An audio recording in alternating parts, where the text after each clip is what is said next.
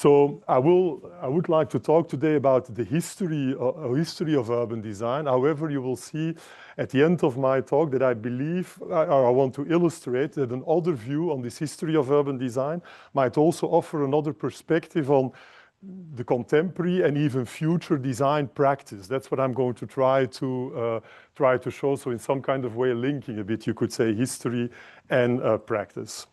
As a starting point of my lecture of today, I've chosen a well-known photograph, I should say, of Gordon Matta Clark, of his work, the so-called conical intersect. It's a work of 1975, which was made for the Paris Biennale.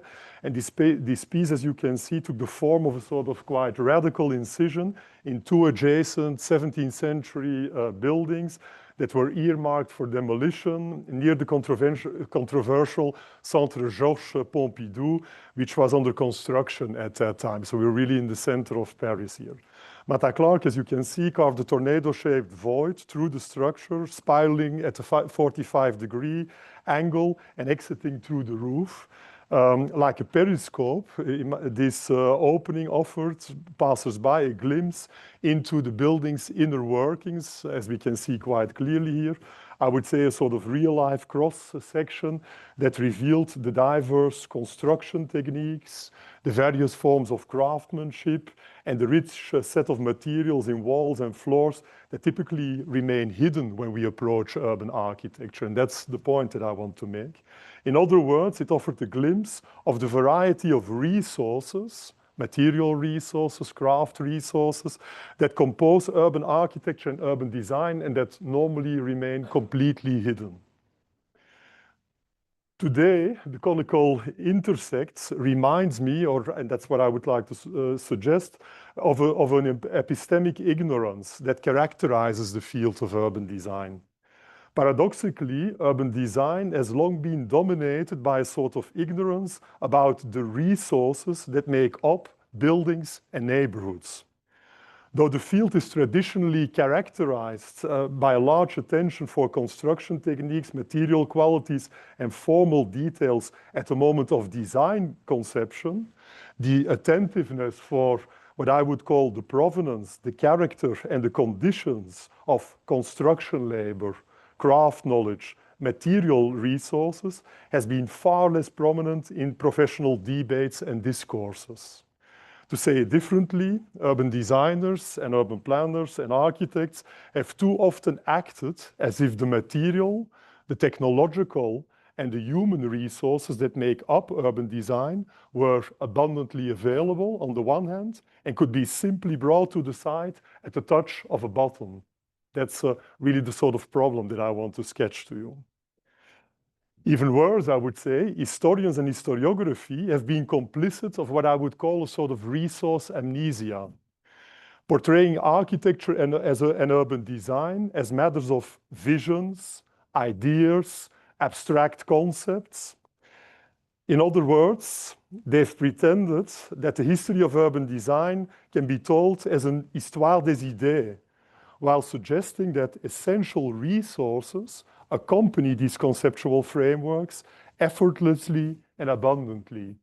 I must say that this idea is also an idea that comes out of the book, The History of 20th Century of Urban Design, that Janina José and myself composed, and in which we indeed started to realize how much our histories of urban design are histories of ideas. Today, the discipline of urban design practice, so the practice is being radically challenged to think and act differently. For example, by considering the sustainability of material resources. Urban design is challenged to think about materials in circular logics, as we all know, such as in urban mining debates and discourses. What previously was considered as waste or excess is now understood as a basic resource for future urban developments. A number of recent exhibitions and publications have vividly advocated rethinking the urban project as a matter of recycling, repairing, upgrading, and transforming existing material resources. The field of urban design is also called upon to address the issues of climate change. Many urban scholars have recently argued that urban design must rethink itself in relation to the radical effects of an ever-changing climate. Also, these researchers have highlighted the reciprocal influences of climate and urban design. And central to their discourse is the reflection on how urban design practices relate to natural resources such as water, plants, soil, sun, and so on and so forth. Last but not least, urban design is also called upon to address questions of social or human resources. Out of a contemporary perspective, urban design is no longer the concern of so-called experts and their knowledge resources, but rather a matter of many actors. Urban design is understood nowadays as sharing or commoning resources, including human resources and knowledge resources, in the words of Stavros Stavridis and other scholars of the urban commons. I'm sure that you're all familiar with these discourses. If not all, many of these challenges, if not all, are related to questions of resources, be it material, natural resources, or human resources. Against this background, I will argue in this talk for a different way of approaching our histories of urban design. In other words, I maintain that we strongly need to revise our histories of urban design to better address the many challenges that the discipline is facing nowadays. Alternative histories of urban design can obviously take many, many forms. Clearly, we need more gender balance in our histories of urban design, offering more attention to the practice and theory of important female urban designers, such as, to the left-hand side, Carmen Portinho in Brazil, or Jacoba Mulder in the Netherlands, which until right now have been largely marginalized in urban design histories. Many of you will also, I hope, agree with me that we need to move away from the Euro and North American bias in our histories of urban design, or the Euro and North American centrism of our histories of urban design. Important developments in urban design are not a prerogative of Europe or North America, and thus we need histories that move us beyond Euro and North American geographies, and even more importantly, I would say, start to open perspectives that conceive the field of urban design as a domain of cross-cultural, on the one hand, and multilateral knowledge production, a bit like this Pan Am flight map that I'm showing here on the screen. And many of you, I think, will also agree with me that our histories of urban design have been narrated too much as the exclusive histories of so-called experts, architects, urban designers, and that we need to include more diverse groups of actors in our histories of urban design. Paying attention, for instance, to actors who are not traditional experts, but who nevertheless play a key role in the development of the city, such as Mayor Jamie Lermer of Curitiba, Brazil, who radically changed the urban design of the city, as many of you might know. These changes in the perspective towards more gender balance, more global narratives, and more diverse actors are extremely important and urgently necessary. But what I'm envisioning is another revision of the history of urban design, though certainly not fully unrelated to the perspectives that I mentioned. So I'm going to try to suggest another sort of revision. For me, these kind of revisions, which I have on the screen, they're already quite well-known revisions. It's the revisions that many of us, and rightly so, are busy with and are undertaking, but I think we need a different sort of revision. To better understand the character of the revision that I'm proposing, it is good to take a closer look at some of the existing pedigrees within the history of urban design. So what histories of urban design do we have? Within the field of urban design historiography, there's a very strong and old pedigree that has focused on matters of what I would call urban composition. Indeed, the historiography of urban design and urbanism has long been understood as a matter of composing urban elements. This tradition undoubtedly found an origin in publications like the one that you see on the screen here. Camilo Sittes, Der Städtebau nach seinen künstlichen Grundsätzen, Urban Design According to Artistic Principles from 1889, which casted Städtebau or urban design as the art of the formal composition of buildings, monuments, and public spaces.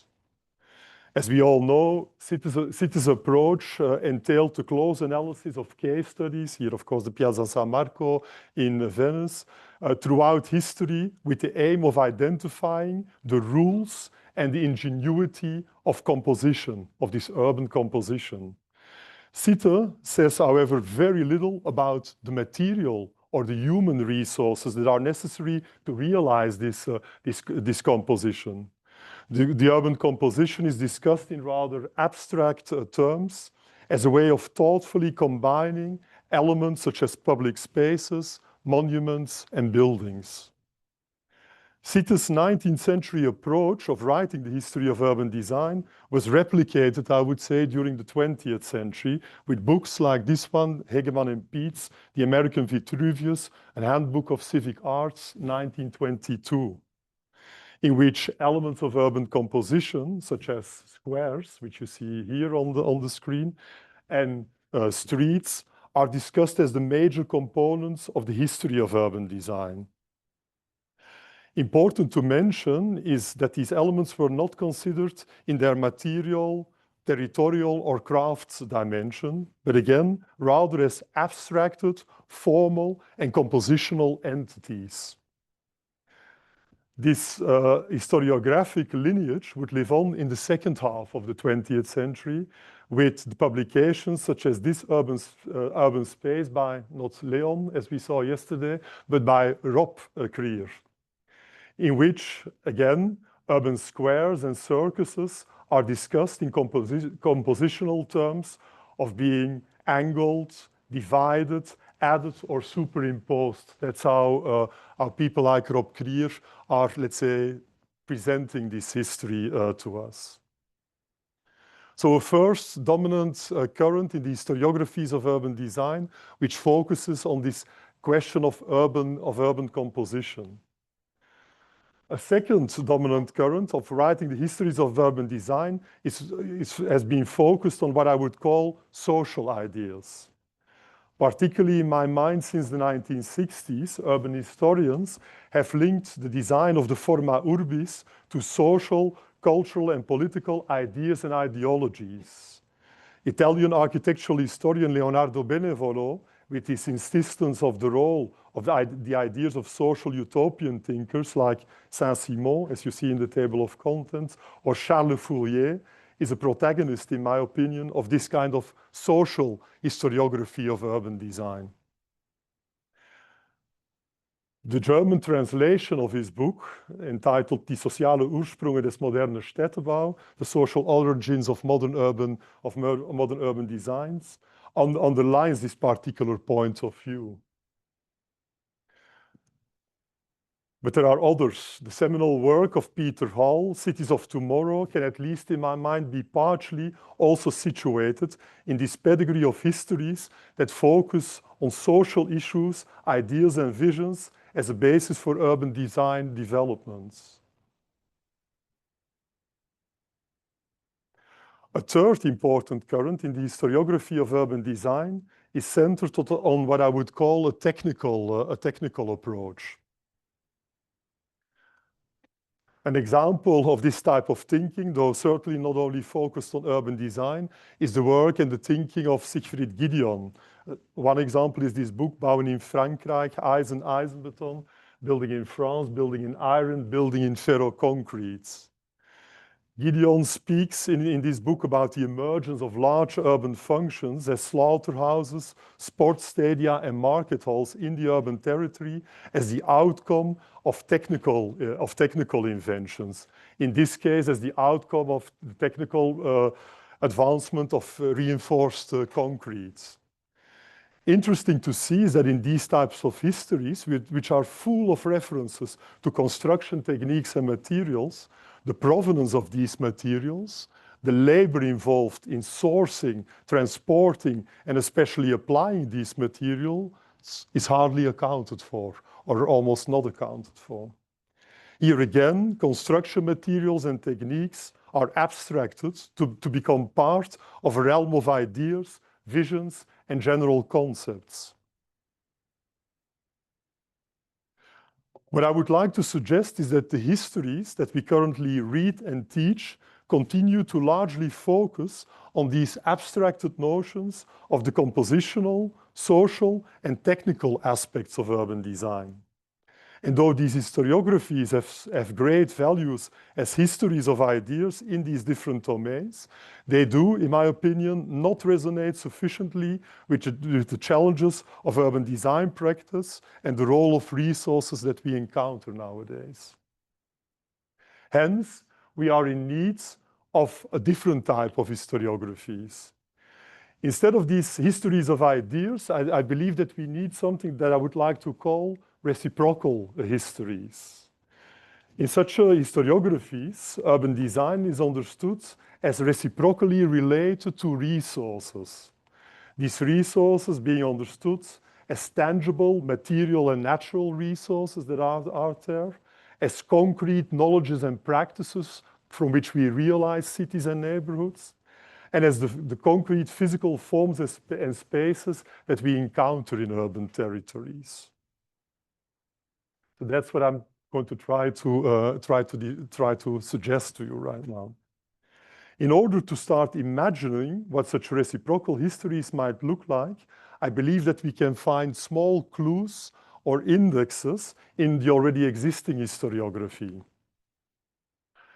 A first clue about how reciprocal histories of urban design can take into account or to into greater account the trajectories of materials and natural resources can be found in the work of historian Émile Gérard, who published in 1908 the book Paris souterrain, Formation et composition du sol, Subterranean Paris, the formation and composition of the ground of Paris. In this book, Gérard offers a fascinating historical account of the presence of material resources in the underground of Paris. I hope that you all see that this is, of course, the map of Paris, with in the middle the Seine and the Ile de la Cité. That's what you see here. In a light green, you see the urban form of Paris. But in these maps and texts, Gérard illustrates how the provenance of natural resources such as coarse limestone, in orange you see the stone quarries, or gypsum, in green you see the gypsum quarries, were inextricably related to the above ground urban design and development of Paris. The natural stone and the gypsum were, as we all know, two essential material resources for the Parisian urban architecture of the 18th and the 19th century. And as construction increased, so did the consumption of these material natural resources, resulting in large transformations to the topography of Paris. The work of Gérard reminds us that urban design and urban development are no abstract ideas, but reciprocally related to the concrete provenance or presence of material resources in a territory. To the left-hand side, you see the quarries. To the right-hand side, you see the architecture, which more or less directly results from these quarries as well. A similar approach can be found in the history of Paris, authored by another French historian, Adolphe Chohan, in 1863. In this book, Chohan gives us an impression of the quarrying, and particularly the transport, that's what you see to the left-hand side, of natural stone, and how that is coupled to the development of the Parisian boulevards under the prefet of the Seine, Baron Haussmann. In a similar way, the Austrian scientist Eduard Suess thematized already in 1862 the relation between the soil of the city of Vienna and urban design and development. In his book, Suess illuminates how what he is calling a bourgeois way of living in the rapidly developing city of Vienna in the 19th century related to the natural resource of water. That's the sort of drawings that he's making, where he's understanding how water in the ground is determining how the city is developing. In addition, SUS provided large maps of the soil quality and characteristics of the city of Vienna, as you see here, both natural and man-made soils, because there were also ramparts in this city of Vienna. And he illustrated how the specific characteristics of the soil resource determined the possibilities for urban design and urban development. Here you see SUS illustrated how the development of the Viennese urban territory could be largely explained by the conditions of the ground or the soil.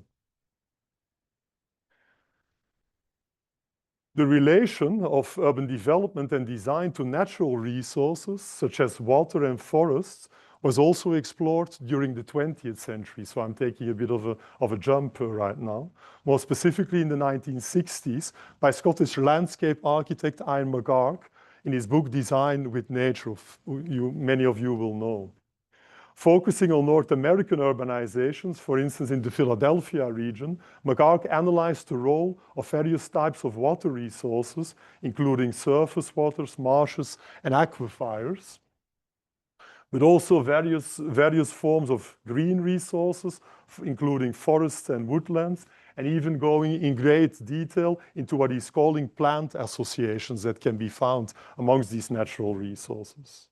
McGark not only mapped these natural resources in the territory through these types of, I find, very, very fascinating maps, but also illustrated, and that's my point, how these natural resources influenced the urban design and the urban development in the territory, making these kind of fantastic perspectives, you could say, annotated perspectives, and indeed trying to explain how these natural resources influenced urban design and urban development, and even bringing that into a sort of more prospective perspective as well. In my opinion, McGark's book stands until today as a first fascinating exploration of the interrelationship between the presence and character of natural resources and the presence and character of urban patterns to understand this interrelationship. The work of historians like Gérard, SUS, and McGark reminds us of the importance to think the relationship between urban design and the actual provenance, presence, and character of material and natural resources, I would argue. Next to thinking the relationship to material and natural resources, there are also existing histories that account for the affinity between urban design and the resources of concrete knowledges and practices that are available within a particular territory. Again, taking you far back in time, already in the 18th century, French historian Henri-Louis Duhamel du Monceau, in his Description des Arts et Métiers, offered such a viewpoint. For Duhamel du Monceau, architecture and by extension urban design maintained a strong relationship to particular knowledges of construction that were present or made available in a particular territory. Construction techniques and materials were for him not abstract ideas, but rather concrete practices and knowledges that were proper to specific territories, and also, as you can see in the drawings, related to particular tools and instruments. This is in his book, the book that you see here, which is called The Craft of Roofing.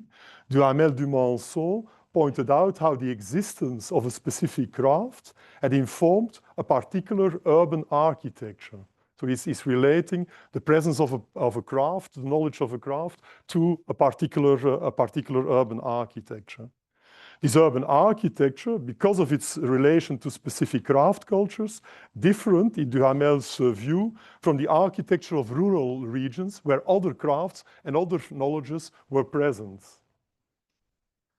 Another example, in my opinion, of an historiography that thematized the relation between urban design and the knowledges and practices of building is offered by Scottish biologist and urban planner Patrick Geddes, who, as you can see on the screen, in his 1915 publication, Cities and Evolution, spoke about the relation of urban development to craft practices and material resources available in the hinterland of cities. In his well-known Valleys section, which you see on the screen here, Geddes illustrates how the development of the city relied, amongst others, on the human and material resources that were present in the wider territory. Geddes speaks, for instance, and now you need to look at the top left part of the image. Geddes speaks, for instance, about quarries and the practice of quarrying, about forests and the practice of forestry as crucial material and immaterial resources that define urban design. This idea of the architecture of the city being informed by the presence of specific knowledge and craft was in the 20th century further thematized by Aldo Rossi in his well-known book, The Architecture of the City, L'architettura della città, in which the development of the city and the role of urban design is understood in relation to the knowledge and the skills of construction, as emerges, for instance, from the images that you see on the top left. I would like to argue that the works of Duhamel, Dumonceau, Geddes, and Rossi show us, or start to show us, a way of writing the history of urban design, in which concrete knowledges and craft practices are at the center. Their works are, in my opinion, an invitation to think about the history of urban design as a matter of concrete building practices and knowledges, not understood as abstractions, but as complex and concrete resources that are available in the territory. We've been speaking about materials and natural resources, about knowledges and practices as resources, and a third and last important component of reciprocal histories of urban design seems to me the role of forms and spaces as resources. Indeed, I also think that future reciprocal histories of urban design need to expand our understanding of urban forms beyond the pure compositional matter. So not this idea, this city-esque idea of only looking at forms as composition, but account more for the capacity of forms to act as dynamic urban resources that can evolve, change, and adapt in relation to changing urban realities. A good index to start thinking the histories of urban design in relation to the concrete and evolving character of urban form is offered by this Saverio Muratori in his Studi per una paranta studio urbana di Venezia, published in 1959, a study into an operative urban history of Venice, he was calling that. Muratori's historical study of Venice, and I should switch, is an impressive account of how urban design needs to be thought of as a matter of the evolving and impure reality of urban forms and spaces. Again, not understood as abstract entities, but as concrete entities with a lot of detail, as you can see on the screen here. For Muratori, it was the tabula scripta of the city, rather than the modernist idea of the tabula rasa, that marked the beginning of urban design. For him, the city was a territory already inscribed with concrete forms and spaces that could be reinterpreted, transformed, and evolve. Looking at an entire urban neighborhood, that's what you see to the left-hand side, he's looking at the neighborhood through time, or at an urban ensemble, that's what you see to the right-hand side here, 3 urban buildings in a sort of ensemble. Muratori suggests that a new urban design project is always an intervention in the historical trajectories of urban spaces and urban forms. That's what he's suggesting. Muratori's approach also inspired, one more time, Aldo Rossi's conception of urban form, in which the Italian architect insisted on the capacity of urban form to act as resources that can be interpreted and reinterpreted through time. And of course, in Rossi's idea, these examples of Arles and Nîmes are the ultimate examples of how what used to be a place for fights and leisure can be reinterpreted as an urban form. Again, Muratori and Rossi's works remains until today for me an invitation to understand urban design as a matter of engaging with the resourceful character of urban forms and urban spaces. This brings me already to a set of concluding remarks. I believe that some of the historical works to which I've briefly referred, begin to outline the contours of what I would call an alternative historical narrative of urban design.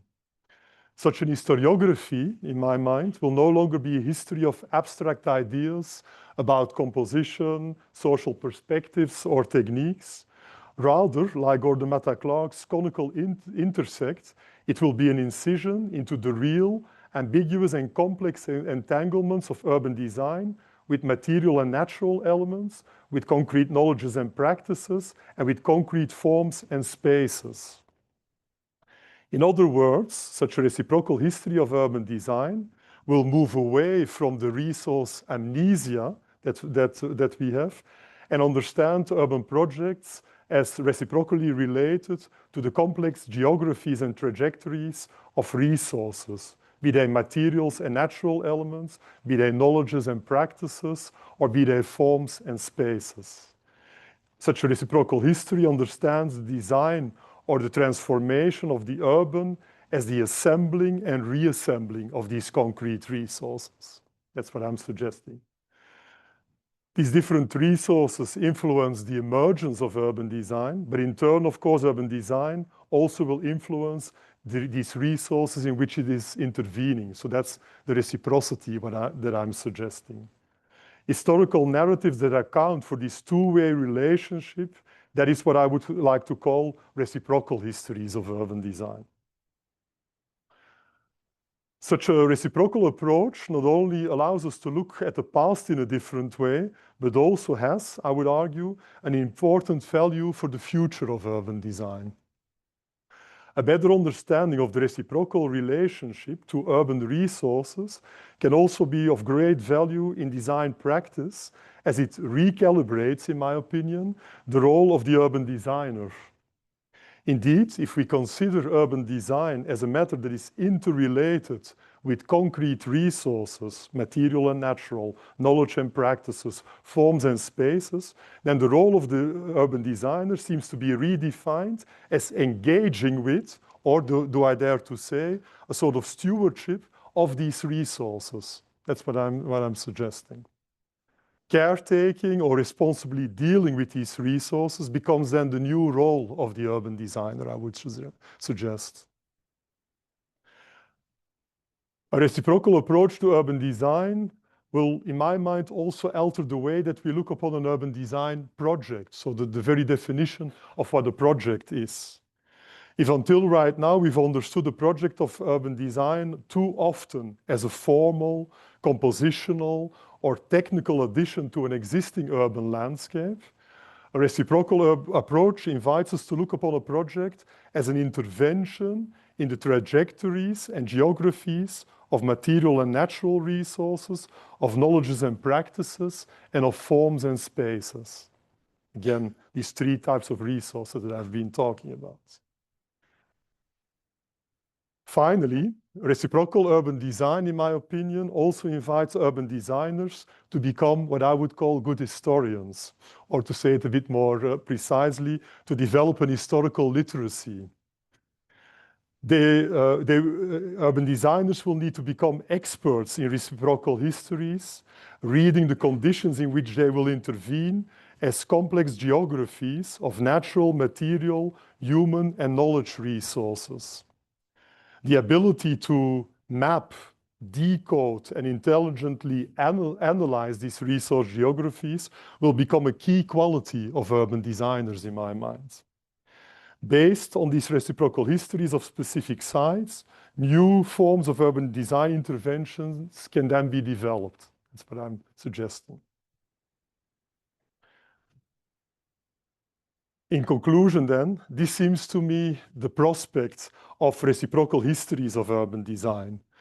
Their ability or their invitation to create a deeper awareness of the provenance, the concrete character, and the role of the different resources that urban designers are working with, and their capacity to open a more environmentally and socially just approach in urban design.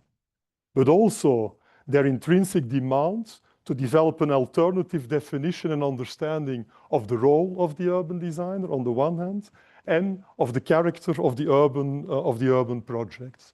Thank you.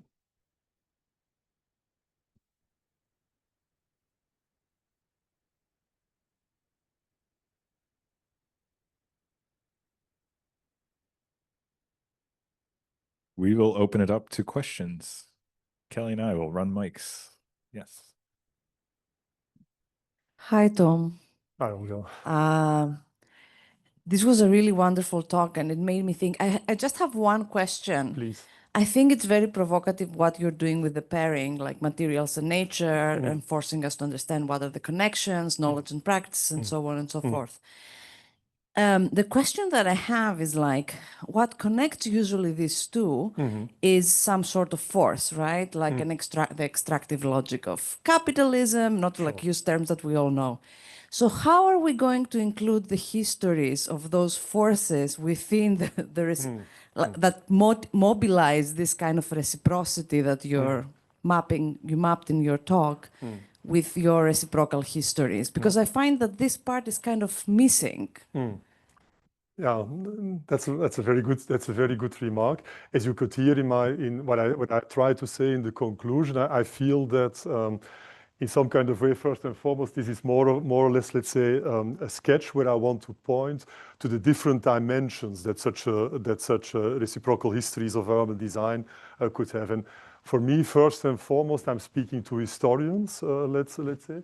And I think that the moment that you start to understand or start to dive into, for instance, the provenance of material and natural resources, that then by definition, let's say, you will understand the geopolitical conditions, the power structures, maybe the colonial structures that are underlying this as well.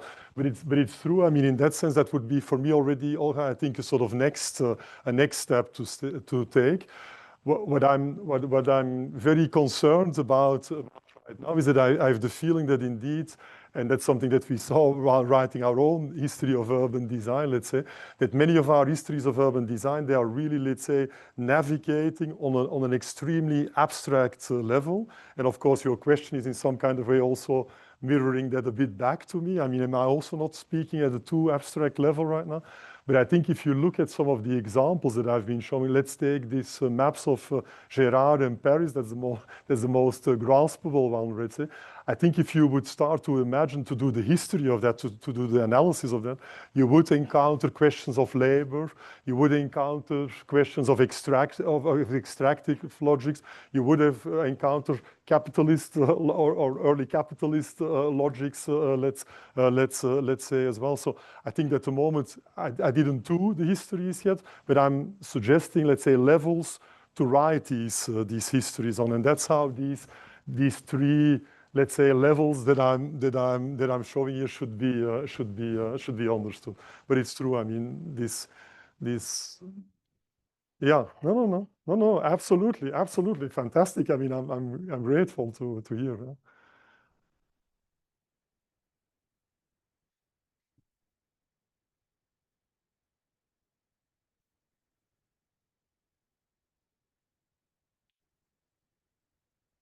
Okay, well, thank you very much, Tom. I really think you're pointing us in exactly the right direction.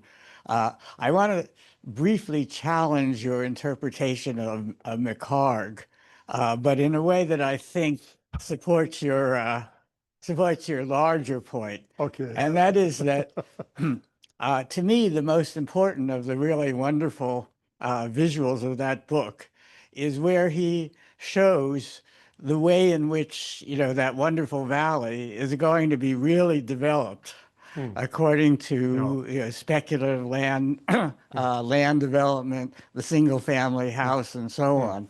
In other words, in a way that is completely opposite from what he's showing.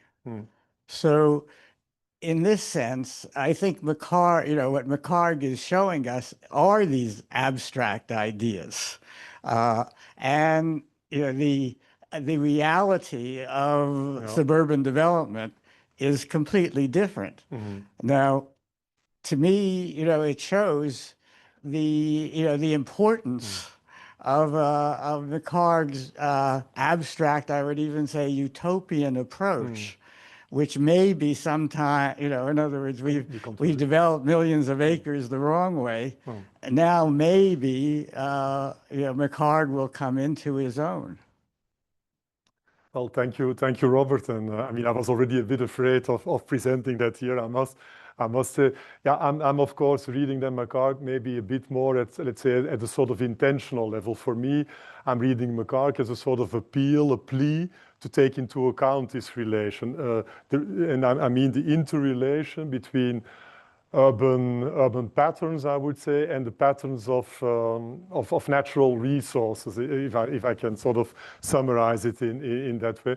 But you're right, of course, the reality is in some kind of way overwritten that plea or contradicted that plea as well. I do agree with you that it doesn't take anything away of my argument, maybe even making it stronger, that we constantly need to think that relationship. So I'm looking more upon McHarg, but as I said, I mean, I'm of course not a specialist in McHarg, far from.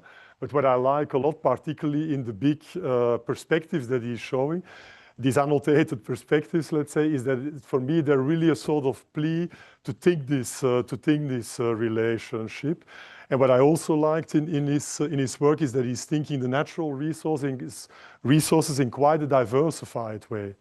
It's about indeed these various water bodies. It's about the various green bodies, if we can say it like that. I was quite charmed personally by the varied understanding of what natural resources are, how they can be encountered, how they can be identified. It's not about speaking about green spaces as some of the modernist planners were doing in the post-war period. It's actually quite, to my taste, and again, not being a landscape architect, so but quite a detailed reading of these resources. I would suggest also. I said that's my personal reading. Yeah. I have been notified as a virtual conference that Hannah Leroux has raised her hand, and that we can make this work from the back of the room. Yeah. Can you unmute yourself, Hannah? Yeah, sure. Yeah, hi. Hello from Sheffield. Yes. Yeah, Tom, thanks so much. And I just, having come fresh from our panel on resource architecture and urban design, I fully resonate. I mean, what you say really resonates with what we're thinking about at the moment. But I want to ask whether that's enough, because to place urban design in relation to resources is fully important at the moment for many reasons. But resources themselves are contained within a logic of extractivism that is often not designed through urban design, but is rather already projected through planning.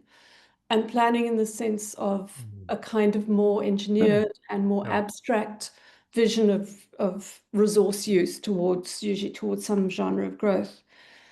So I think it's interesting to see how urban design sits within that binary of reciprocity, planning and resources as something that works in kind of two directions. So often critically in relation to planning and its abstractions, but also, as you're saying, using the materiality of extraction to kind of shape itself as technique. So I'm just interested what you think of a kind of maybe more messy model that brings planning on. Yeah.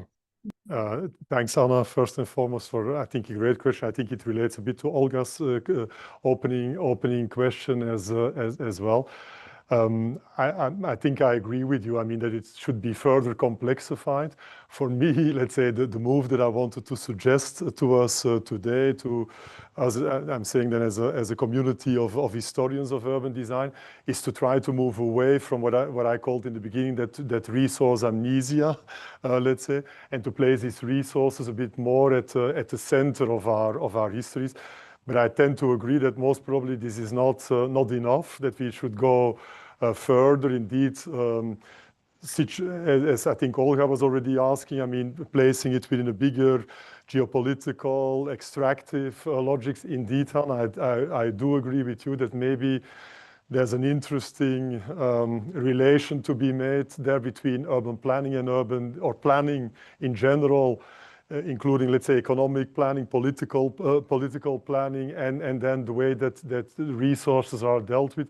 For me, this would now be sort of ways of deepening that, let's say. But let's say the first step would be to move away from that resource amnesia to, I would say, sort of resource recognition. And I really, of course, I do know that there are, let's say, detailed studies in which resources play a role, and that people have been writing sort of detailed studies of one or the other urban neighborhood or one or the other building taking these resources into account. But you also need to understand, I'm speaking about our bigger histories of urban design. And there I dare to say that, I mean, if I dare to challenge everybody to find the history of urban design, a broader history of urban design, in which these resources play a role in their, let's say, various declinations, as I've tried to introduce them to you here.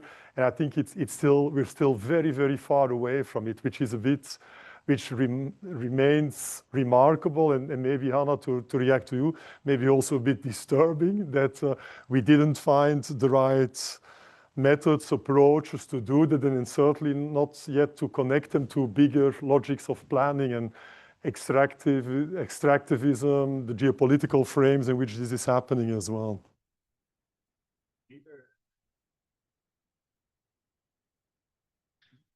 Thank you.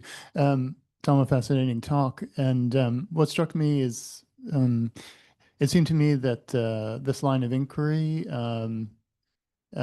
echoes some of the things that I had an opportunity to see while I was in Delft in the spring semester, and that's a discourse around the circular economy, which sadly is not so much the case in the United States or perhaps North America. That I think is a bit of a problem for North American scholars when that larger discourse isn't there either.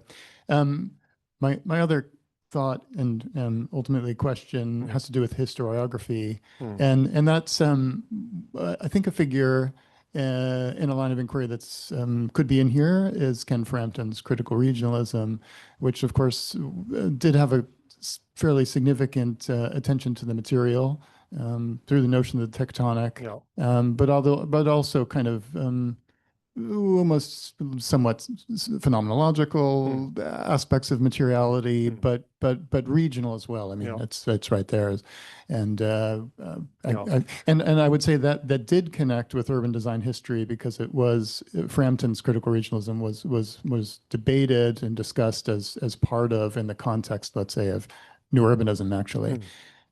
So it did have a urban design dimension for people in the 90s anyway. So I suppose I wonder whether you agree with any of those 2 points. I'll start with let's maybe start from the first point. I think the first point, I hope that you grasp it in the talk. I'm starting from the idea that in urban design practice at the moment, we are thinking about circular use of material resources. We're thinking about climate issues. So we're thinking about all of these social issues and the idea of commoning. For me, but that's of course being located in the European space. Let's say for me that's a given. That's the 0 degree. Let's say where I start my thinking. That's not to say that already everybody in Europe and all urban designers are already working along that. But I must say it's very, very rapidly getting common ground, so to say. So that's my starting point, and that's why to me then the reflection that brings about is really the reflection. And what about our historiographies? I mean, where are we with all of this thinking about all of these resources in our historiographies? And then my immediate answer would be not that far, not that far yet. So that's where I started, and that's why I looked upon this as a sort of invitation, let's say, to start reconceiving of how do we write our historiographies very simply. And then the second thing is, that I really need to point out, I don't hope that you think that what I showed as indexes of these possible other ways of writing these histories, that they had any ambition of being complete or exhaustive. So I could have added many, many others. Kenneth Frampton could have been there as well. Actually, to be very honest, I tried to stay as far away of more recent histories. That's why I went so far back into the 19th century and the early 20th century, because I thought, yeah, I don't want to now start to locate one or the other person who's still, or historian who is still alive, let's say, in this matrix. That's why I thought it was a bit more open to maybe fully rely on an older historiography, let's say, and not on. But I think you're right. I mean, Kenneth Frampton's critical regionalism, I think particularly his studies in tectonic culture, which is in some kind of way a reworking of the first thoughts of critical regionalism. I think they could play a role in this as well. That could be interesting to see. Maybe this is what I think what Frampton in my mind is doing quite well, and that's something that could be reinvigorated. Is indeed that he's situating particular material. I would say more in my second category, in the category of knowledges and practices, situating them in a very, very particular culture, let's say, or cultural region or domain. So I think it could play a role in this type of thinking as well. Okay. Thanks, Tom, for your lecture. I have a question in relation to, it seemed to, with this last slide, I have the impression, but maybe it's a wrong impression, that the focus is very much still on the project leading up until the point of completion, the design, not so much on the afterlife, because when you were mentioning the caretaking, well, the caretaking itself of buildings is not always done by the urban designers. I was wondering what you would say there. And also when you were talking about knowledges and practices, these are very technical things, but the cleaning and the maintenance that are not about the roofing, or they're not. So I was wondering if you could say something about, would you still imagine this to be a history that is looking at urban design up until the point of completion, and what we then usually we stop looking. We don't look at what happens afterwards, and knowledges and practices and caretaking also happens by other people beyond urban designers. And how do we bring that into this history? That's a great question as well. Now, maybe the first thing to say is, of course, when I spoke about Muratori and in the forms and spaces, what is very typical for this Muratorian understanding of the city is that it works with a long temporal scale. So it's not understanding the city as or urban design as something that is happening right now. In Muratori, urban design is always a pre-life and an afterlife. Let's say that's really very, very typical. So that would already be part of an answer. But I mean, it's you're hitting, of course, a terrain vague, let's say, still in my thinking as well.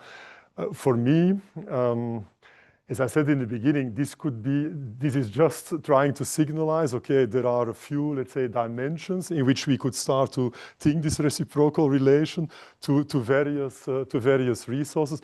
But to me, it has the capacity to be expanded, as I said in the complete, to other actors, to other genders, to a more cross-cultural understanding. Obviously, when you speak about resources, I mean, Hannah was asking me a question. You can't think about resources without thinking about also transnational and transcultural movements of materials, of labor. I mean, very, very often that's happening in urban design and in architecture as well. So I think in that sense, it has still these openings. It has, let's say, this open character of it. I could even imagine, now I'm going to be very open to all of you, I could even imagine that there are still other dimensions that we could add here as well. I'm not sure if you saw that, but I mirrored in some kind of way the three categories that I brought in the beginning, of which I said that they were abstractly used in existing historiographies. I mirrored them in these three levels. I mean, so, but there's certainly an openness. I think other dimensions could be added, and exactly it could be further expanded. You're very correct. I mean, if you speak about stewardship and caretaking, obviously you're not only dealing with the urban designer as the classical expert. There are others that play an important role in that as well.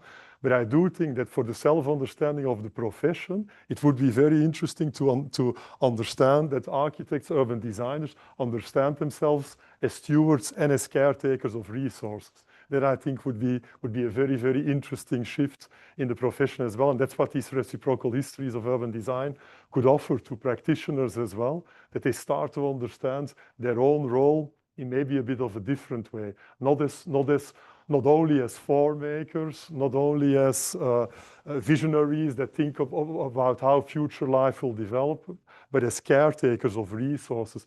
Again, resources understood as materials and natural resources, knowledges and practices and forms and spaces. That is, I think, the promise or the prospect of this perspective.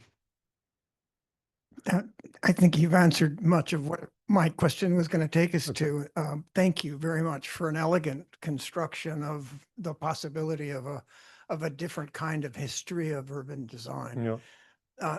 I was particularly taken by the notion that you started with the idea of an epistemic ignorance, Yes. Oh. which seems to me to call for a kind of prerequisite to this structure that you've offered, Sure. which is we need an epistemology of urban design. Absolutely. Because we can only know what we organize to know.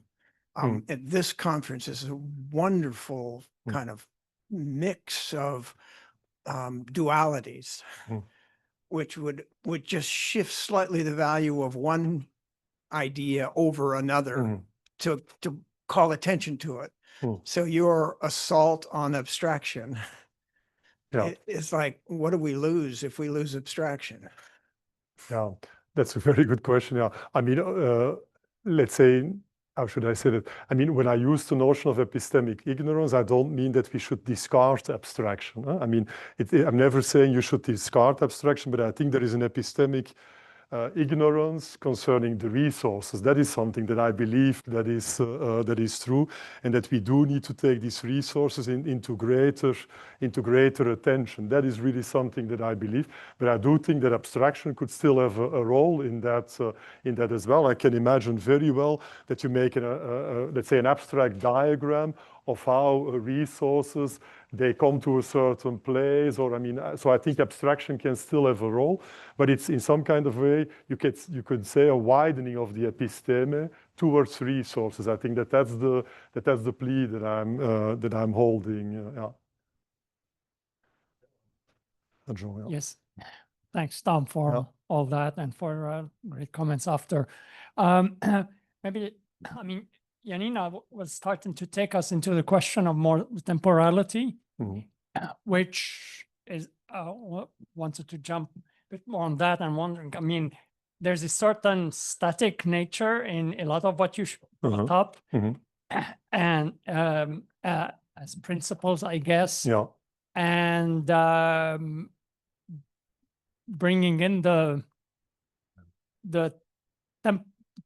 temporal aspects can take different directions, including you mentioned flows and the transnationality, but also the people, the knowledge, the know-how. It's not just resources, but the knowledges of people traveling, bringing in new technique and so on, and the role that plays among other.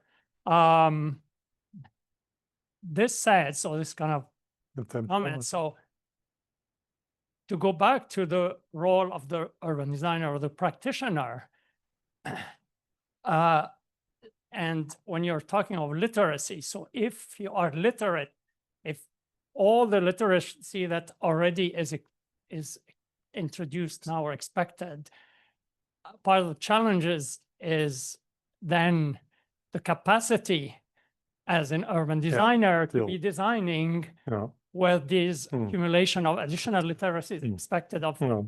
So like, Yeah. where does that go? Yeah, What that's are very your thoughts on that? That's a very good. Yeah, I think I'll start with that last aspect. Yeah, it's certainly not going to decomplexify the role of the urban designer. Quite on the contrary, this is a plea to come to a very, very complex conception of the role of the urban designer and of the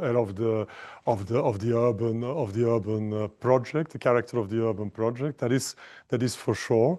But I think I nevertheless think that I need to make the plea. I mean that, and what I'm imagining is that indeed, also in education, being an educator myself, that one of the things that we will do is indeed educate future urban designers to have this capacity to read the territories in which they are going to intervene in such a complex way. That's really what I'm imagining. It's maybe a bit idealistic, no, undoubtedly, but still, I'm imagining this. And then concerning the temporal, the first part of your question, yeah, that is something in that sense. Yeah, I mean, I try to have a sort of concise talk for today. That would be something that you would need to explore going further into depth. So I, of course, tried my own suggestion in one of my own works. I was looking in the post-war housing estates in France and looking at the movement of labor. So the post-war housing estates in France, they are built by imported labor, particularly from the Maghreb, from North Africa.